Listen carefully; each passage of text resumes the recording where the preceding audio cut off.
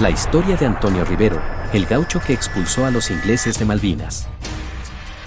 El conflicto entre Argentina e Inglaterra por las Islas Malvinas cuenta con capítulos verdaderamente asombrosos. Y si hay uno que a pesar del paso del tiempo llama la atención es la historia de Antonio, el gaucho, Rivero, que el 26 de agosto de 1833 lideró a un grupo de peones de campo que se sublevó contra los ingleses y logró expulsarlos de dicho territorio.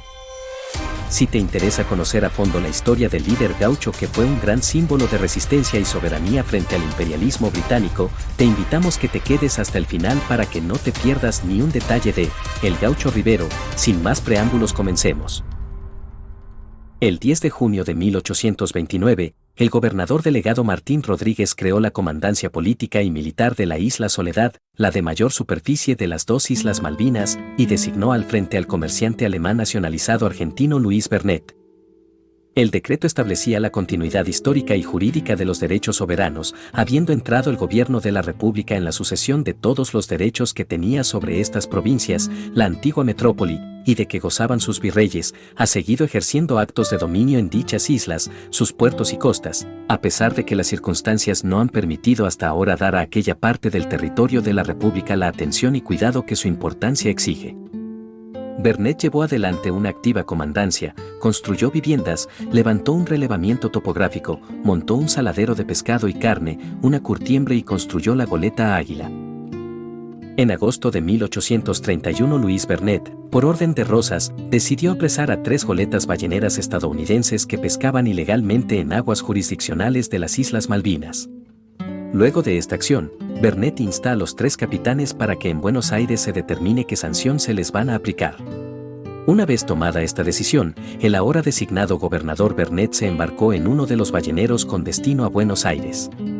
Una vez arribados, el embajador estadounidense negó la acción ilegal de pesca en aguas nacionales de las Islas Malvinas, respaldando a los 3 capitanes de los balleneros y ordenando que la corbeta de guerra de ese país, Lexington, al mando del capitán Silas Duncan, anclada en el puerto de Montevideo, zarpe en dirección a las Malvinas.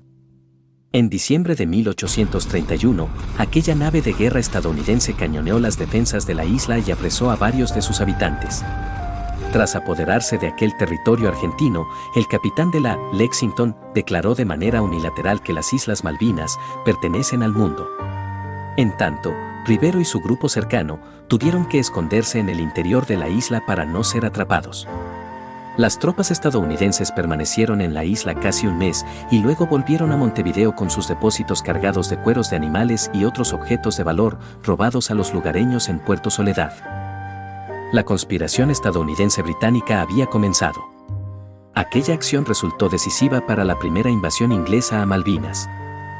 Mientras ocurrieron estos hechos, Luis Bernet se encontraba en Buenos Aires y logra que designen al sargento mayor de artillería, Mestivier, para que lo reemplace en su ausencia y recomponga los desastres provocados por la fragata estadounidense Lexington. Mestivier partió inmediatamente en la goleta de guerra Sarandí al mando del teniente coronel de marina, Pinedo.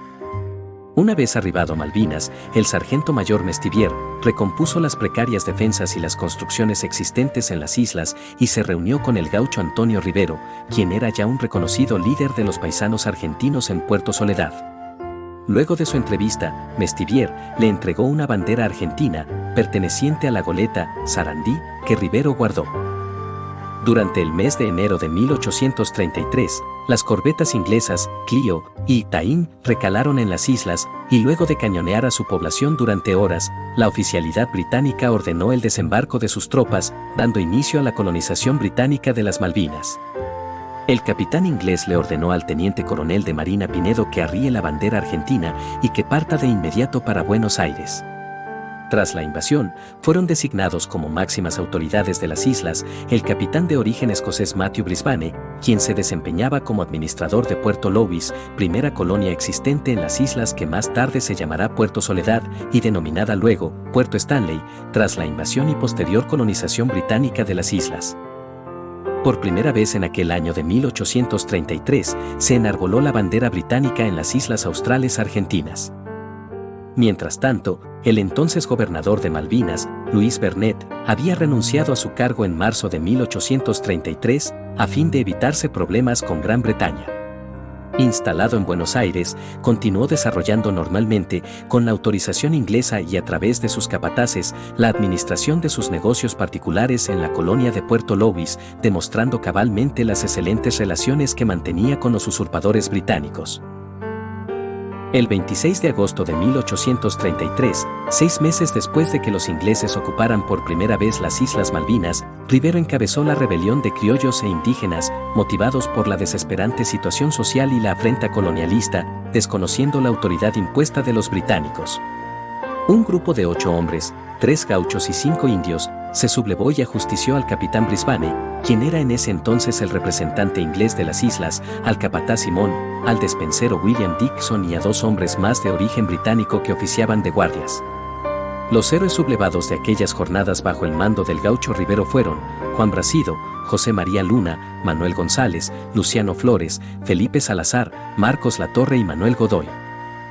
La rebelión del gaucho Rivero y sus criollos e indios, 6 meses y 23 días, tras los cuales, a principios de enero de 1834, llegan a Puerto Soledad las goletas de guerra británicas Challenger, al mando del capitán Seymour y Hopefeld, al mando del teniente Rea.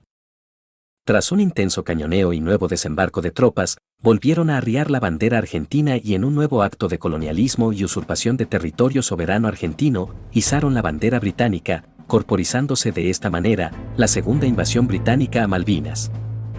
Una vez efectuada la toma de Puerto Soledad, los ocupantes ingleses organizaron una partida armada para apresar a los gauchos que al verse superados en número y en poder de fuego, y luego de haber resistido facón en mano la llegada de los extranjeros, habían huido a los cerros cercanos a Puerto Soledad. La persecución duró alrededor de 3 meses y terminó por agotar a los criollos. Uno de los gauchos, Luna, traicionó a sus compañeros delatando su posición, y otro gaucho llamado Bracido, desertó. Los ingleses, reforzados por la llegada de los barcos de guerra, Beagle y Adventure, pudieron finalmente apresar a los compañeros de Rivero. A los pocos días de haber sido apresados sus compañeros, el gaucho Antonio Rivero fue capturado y engrillado y los 5 hombres que habían sobrevivido fueron embarcados en la Beagle y llevados a Gran Bretaña, donde fueron encerrados en la prisión de Newgate durante 7 años. Si bien las actas labradas fueron entregadas al almirantazgo inglés, el tribunal británico, una vez que analizó los hechos y no halló elementos de juicio suficientes para condenar a los prisioneros, ordenó embarcarlos con rumbo a Montevideo. De esta manera, el gaucho Rivero y sus compañeros fueron subidos, engrillados, a la goleta Talbot, con rumbo a Sudamérica.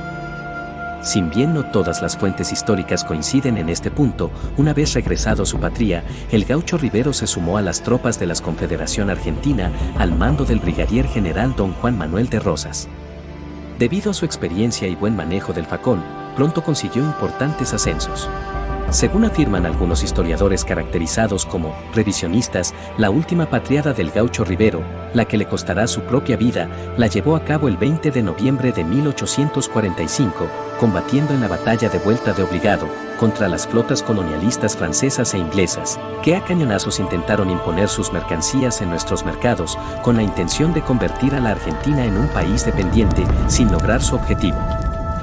La hazaña llevada a cabo por el gaucho Rivero y sus compañeros gauchos e indígenas en nuestras Islas Malvinas fue un hecho de singular valentía y patriotismo que vuelve a demostrar la presencia consolidada de argentinos en nuestras Islas Malvinas, previo a la usurpación hasta la actualidad. Así llegamos al final de este video. Esperamos que te haya gustado descubrir esta historia junto a nosotros. Te invitamos a suscribirte y activar las notificaciones para estar al tanto de nuestras actualizaciones. Nos vemos en un próximo video. Hasta luego.